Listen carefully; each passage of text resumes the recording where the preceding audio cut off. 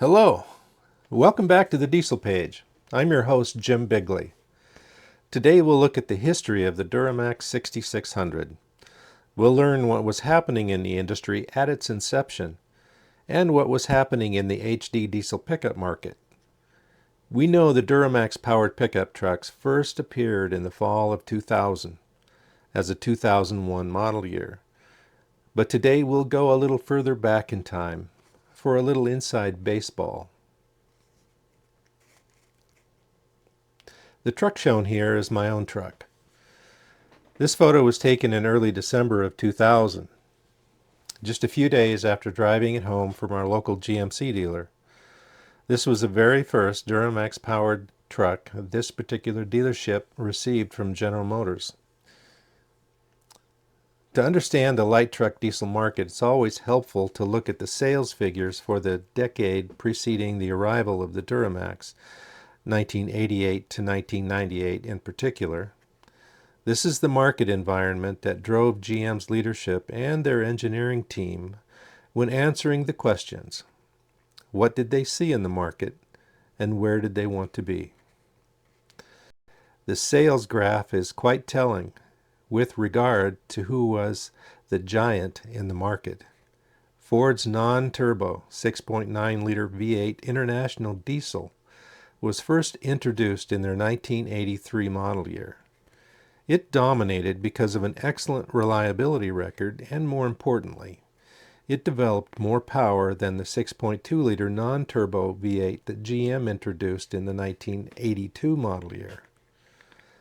This graph also shows the 1989 introduction of the mildly tuned 5.9-liter Cummins in the Dodge pickups. Still, Ford was in no danger of being dethroned as the class leader. Through 1991, the Dodge Cummins continued to grow its market share while GM just sputtered along. This spurred GM to partner with Gale Banks to help them develop a turbocharger system for their introduction of the then new 6.5-liter turbo diesel scheduled for the 1992 model year release. Just the news about a GM turbo diesel was enough to drive more loyal GM customers back to their dealerships. For 92 and 93, GM gained market share while both Ford and Dodge slipped a bit.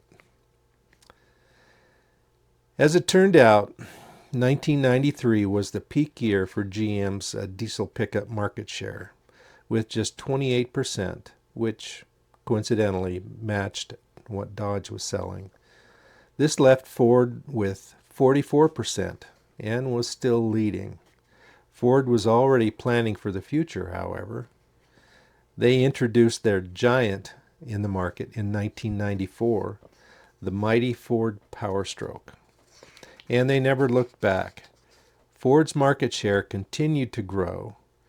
The Dodge Cummins flatlined and the GM diesel declined, due in large part to the highly problematic electronic fuel injection pump GM chose to use that was introduced in the 1994 model year. With Ford reportedly selling 200,000 Powerstrokes each year by the late 1990s, this was not a market to ignore or let the competition dominate. Indeed, GM was not asleep. They saw their declining market share, and while their Romulus engineering team worked tirelessly to advance their current 6.5-liter diesel, a new direction in state-of-the-art diesel engine technology was just beginning to emerge at GM, resulting in what would become the Duramax 6600. Would this be the giant slayer they were looking for? Over dinner in February of 1996, GM management and engineering shared with their counterparts from Isuzu what they envisioned for a new diesel engine program. Isuzu had been a world leader in diesel engine technology by this point in time and held significant worldwide market share in many different vehicle categories. And GM had partnered with Isuzu since the early 1980s for a variety of vehicle platforms. So on a dinner napkin, GM created a bullet point list for what they needed to help them compete in the light truck diesel market. I didn't see that list, but I'm sure it included several mentions of the term class leading, namely in performance, in durability, capability, reliability. In packaging, it must fit into their current diesel pickup platforms, and of course meet all current and foreseeable emissions as well as performance requirements. This was a big ask, but Isuzu accepted the challenge. By early 1998, nearly 2 years later, Isuzu had shipped about 24 Duramax 6600 prototype engines to GM's Romulus Engineering Center for evaluation. GM's prototype team quickly dropped those engines into as many in Chevy and GMC HD pickups, and the testing began. Not only did the Duramax receive significant testing on the engine dyno, but the Duramax-powered trucks were farmed out to construction companies and industry leaders throughout the U.S. Southwest for heat testing, and then north to Fairbanks and even the North Slope to be tested through a brutal winter in Fairbanks, Alaska. GM wanted to be absolutely sure the engine would lead in every environment, from the hot desert Southwest in the summer to the far frigid north during the winter, and in every other type of heavy-duty use. Nothing like this had ever been done before, on this scale. In total, more than 1 million miles of on-road and lab testing had been completed before the final design was released for production. So, how do I know this? GM sent 2 of their prototype pickup trucks to me here in Montana during October of 1999, a full year before the new trucks would be released to the public. By that point in time, our website, thedieselpage.com, was essentially the only GM diesel enthusiast website on the net. I had been staying current with the industry by this point in time and had developed a large following among the GM community who wanted to learn more. The emerging power of the online world, plus the fact that I had been working with a number of truck-related print magazines, made the Diesel Page a logical choice to partner with for some early production. The new Duramax Allison powered pickups, of course, outperformed the '99 Dodge Cummins and the 1999 Ford Powerstroke that we used as an industry baseline. The engineers and marketing people who accompanied the trucks were quite sure of the outcome even before we ran the trucks. They had done all this testing months before in Michigan. For our test, we used a local 4-lane highway that had a convenient 6% grade for a couple of miles. We also used an enclosed trailer with enough sandbags to bring the total weight up to 10,000 pounds. And because the GM trucks weighed less than the Ford and Dodge, we added sandbags to the GM trucks to make the gross rolling weight identical for all 3 trucks. I was skeptical of the early Duramax performance rumors, but after having an opportunity to drive these trucks, I can say that if anything, GM was underplaying the performance of their new diesel. In my opinion, the Duramax Allison powertrain was designed not just to compete with Ford and Dodge, but to dominate the light truck diesel market. During 2 days of driving, we ran 0 to 60 after 0 to 60, and loaded hill climb after grueling hill climb, comparing the Duramax performance to Ford and Dodge. GM's new 6600 was an effective engine. The power and performance is so far ahead of the new Ford and Dodge at that time that it'll be a long time before they become a threat to the Duramax superiority. During 2 days of driving, we ran 0 to 60 after 0 to 60 and loaded hill climb after grueling hill climb, comparing the Duramax performance to Ford and Dodge. The power and performance was well ahead of the Ford and Dodge trucks that we had to test, and we knew that it would be a long time before Ford and Dodge became a threat to the superiority offered by the Duramax.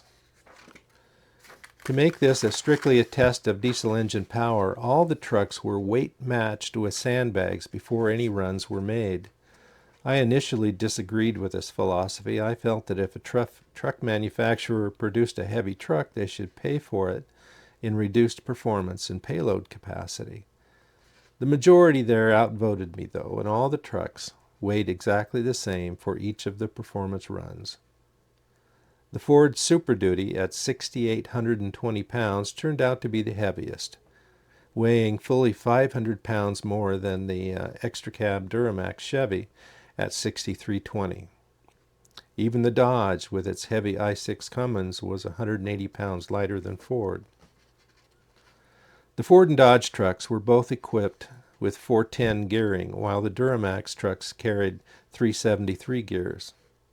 Chevy and Dodge were both equipped with an automatic transmission, but the only Ford Super Duty that we had access to came with a 6-speed manual. And finally, all three trucks were the same extra cab short box 4x4s. They were as close to a realistic match as we could hope for. First in the series of tests was a direct comparison in 0 to 60 acceleration without the trailer. We ran all the trucks on the same track, under the same conditions, and with the same driver. For this portion of the performance test, we performed the driving duties and tried to treat each truck fairly in launching method and driving style. I operated 2 G-Tech performance meters in tandem to record the data. The above photo shows us at the track that we used for our 0 to 60 acceleration runs. The Chevy Duramax is just behind the Suburban, and the Duramax GMC is bringing up the rear. Empty acceleration performance is a test of horsepower. Even with 500 pounds of sandbags added to the bed, the Duramax Chevy easily outran both Ford and Dodge. The 300 horsepower Duramax clearly had the advantage.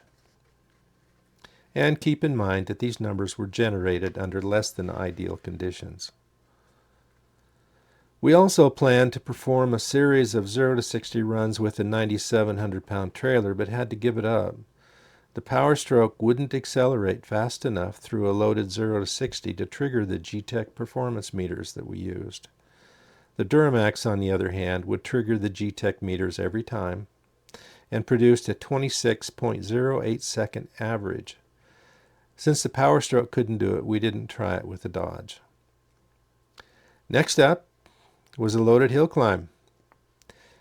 Many people buy a diesel pickup to pull trailers, sometimes really big trailers. The mighty Power Stroke has always excelled at this game because of its torque advantage.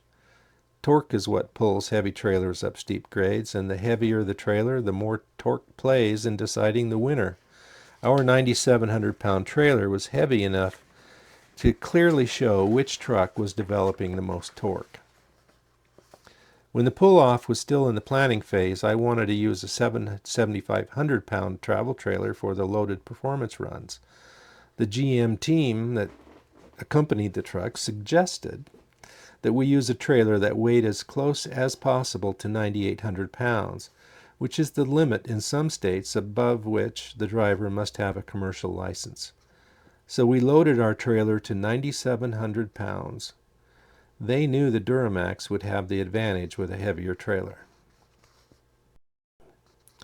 Evero Hill, a few miles northwest of Missoula, Montana on US 93, provided the site for the hill climb. This hill is infamous among diesel truckers for its 25 to 35 mile per hour grind in the slow lane.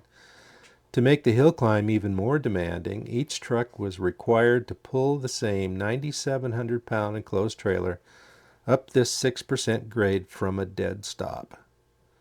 Each run was then timed for exactly 1 mile using the conveniently located mile markers. A more brutal hill climbing power test would be hard to find.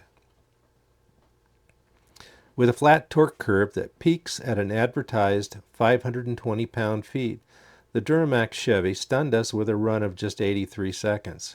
reaching a top speed of 55 miles per hour from a dead stop on a 6% grade while pulling a 9,700-pound trailer. The Ford Power Stroke, with an advertised 500-plus pound-feet of torque, finished a distant second in the mile-long hill climb, producing a run of 113 seconds and a top speed of 50 miles per hour. The Dodge 24-valve Cummins came in last at 122 seconds, with a top speed of just 40 miles per hour. 9 seconds separated the Ford and Dodge, but the Duramax finished the mile-long loaded hill climb a full 30 seconds ahead of Ford and 39 seconds ahead of Dodge. It was an interesting experience meeting the GM marketing and engineering team who brought the trucks to Montana. What I noticed most about them was their confidence and pride in the Duramax and Allison powertrain.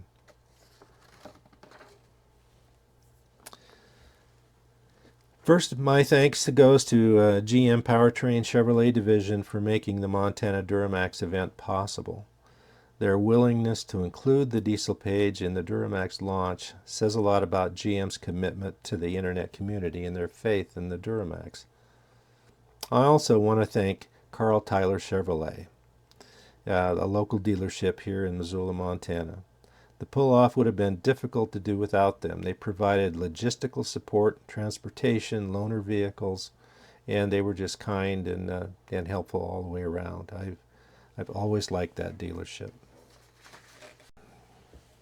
In part 2, we'll look at how GM promoted their brand new engine and drivetrain during the first 9 months of the year 2000, leading up to the introduction later that fall. The Duramax Diesel Power Tour was an extraordinary marketing campaign, and we'll show you what that looked like. We even invited them to Montana to participate in one of our events here at thedieselpage.com. That was crazy. And finally, in part 3, I'll take you with me on a March 2001 tour of the DMAX engine production facility located in Moraine, Ohio. This state-of-the-art facility would go on to produce millions of copies of the Duramax, and you'll get to see the process. I encourage you to hit the subscribe button so you won't miss parts 2 and 3, and as well as all the other content we have in our video channel. But thank you for watching.